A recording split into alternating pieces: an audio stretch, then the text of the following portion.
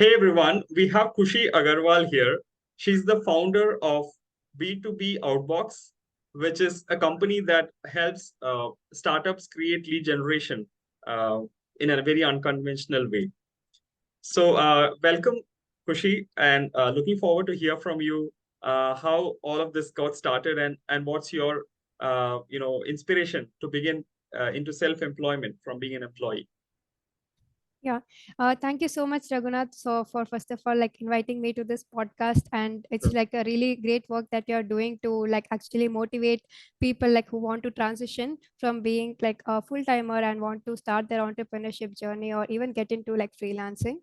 Yeah. So for me, like the reason, like why I want to become an entrepreneur is because since I'm like a creative person, I always like come up with like lot of different ideas which I really like want to execute, and I feel being an entrepreneur that gives me like that freedom to craft these ideas and also bring them to the real life. And that's the reason like I wanted to start entrepreneurship.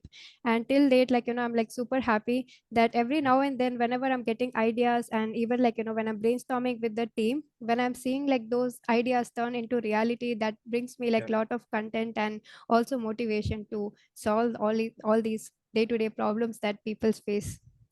So yeah. Okay. So when you say day-to-day problems that keeps you inspired to do something on your own, what exactly are you solving for your clients? Yes, for my clients, like whenever I'm, let's say, like want to work on any project, I always have like two things in my mind. One is time, and second is money. So, am I Okay. doing something that can help my clients save their time, or Mhm. am I doing something that can help my clients generate some revenue? So, I feel like when I'm doing this lead generation, I feel like both of it I'm able to solve it because they are able to generate revenue because I'm getting them good quality leads, and also like save their time because I'm doing all the heavy lifting, and they just have to take care of the deliverables. So yeah. Wonderful.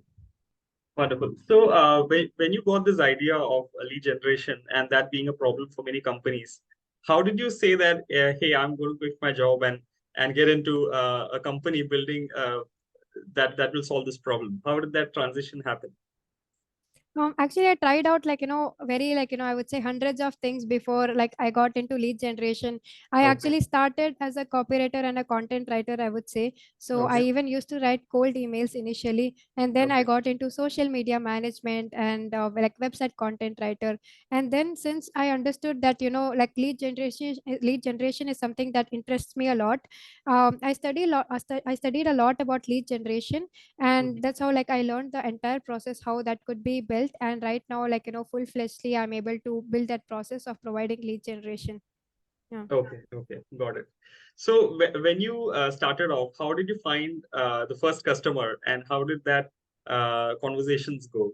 Because I know you're like a new person in this field, and it might be challenging to find the first customer. How Hmm. did that experience go? So I would say like my take here is like to provide value like online. I would say like whatever learnings that we learn, we could always like share our learnings online.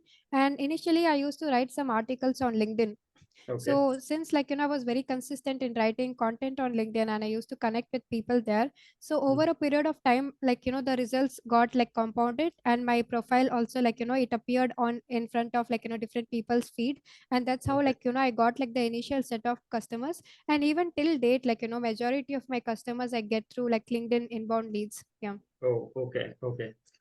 You just reiterate the power of LinkedIn because I when I meet to entrepreneurs like you, almost all of them tell about this inbound lead generation through LinkedIn platform, which is like providing value. Somebody who connects to you, reaches out, and then you have a client. So amazing Yes. that you're also talking about it. So, Yes. I know you are like in a startup phase right now, and you're saying you're getting leads through LinkedIn Hmm. organically.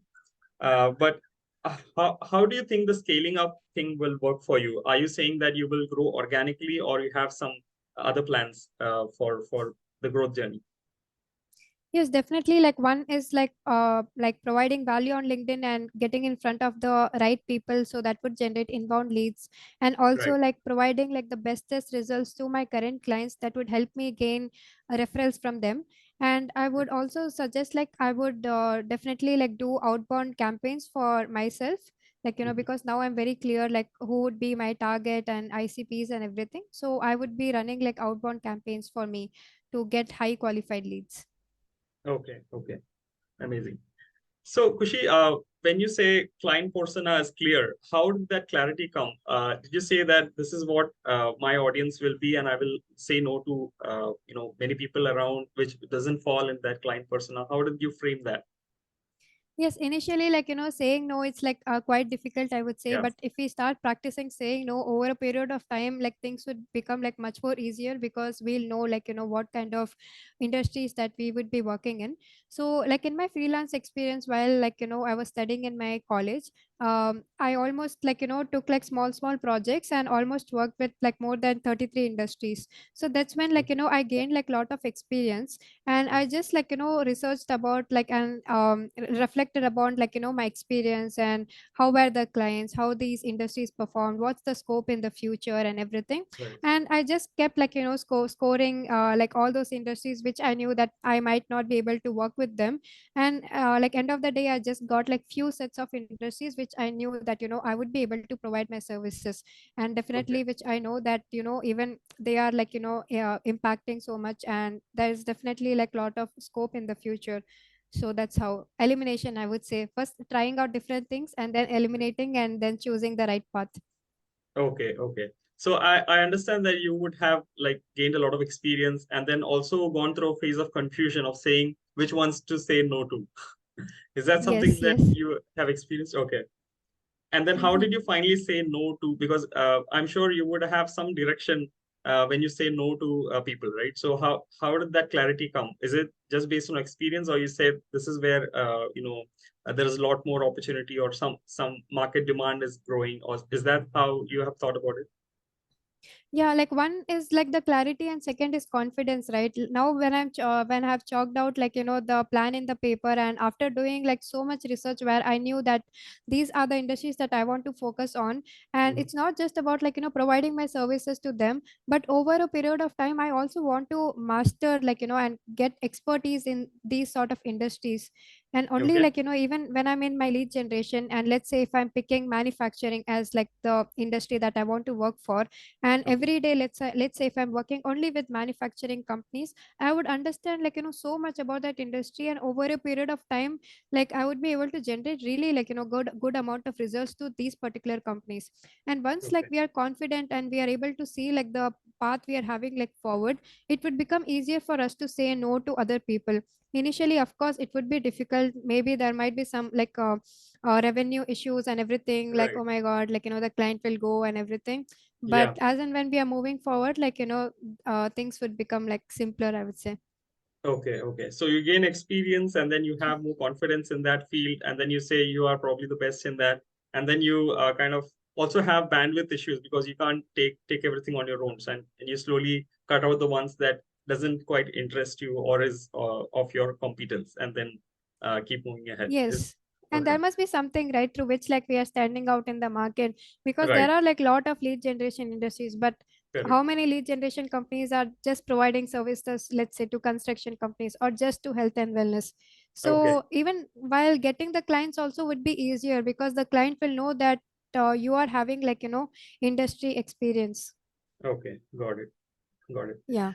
So what is your niche and what is it that you have zeroed down across your experience right now? Can I ask that? So there are like, yeah, there are a couple of industries that I am planning to work with. It is not like, Okay, 100% like sure, okay, but like these are the industries that I came up with. One is like manufacturing.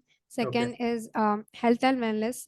Third one is like software and like, hardware, like development industry.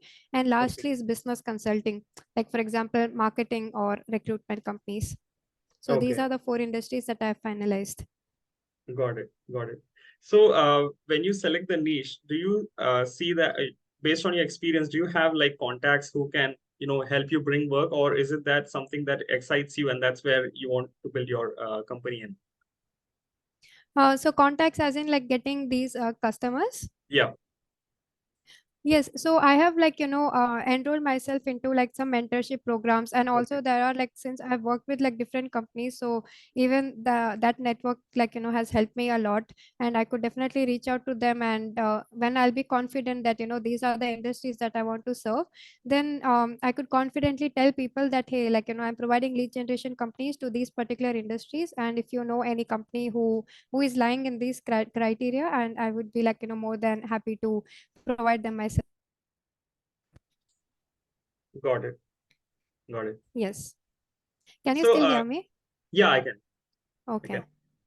So one more thing, when you say you talked about mentorship, right? So it being a kind of a circle of influence, which kind of provides you more opportunities. So what kind of mentorship programs did you enroll to while you were transitioning from an employee to an entrepreneur?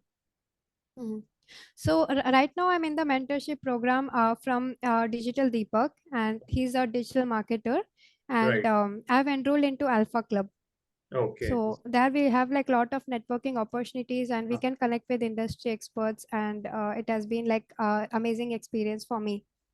Okay, okay, got it. So you get into a paid community, and then you have a lot of people coming in, speaking on events that on topics that you are interested in, and then you get connected to many more people through that network, and that's Yes, how. there are Okay, different, yeah, there are different type of people like from different industries. So we also come to know about like the other industries as well, so which is like really good.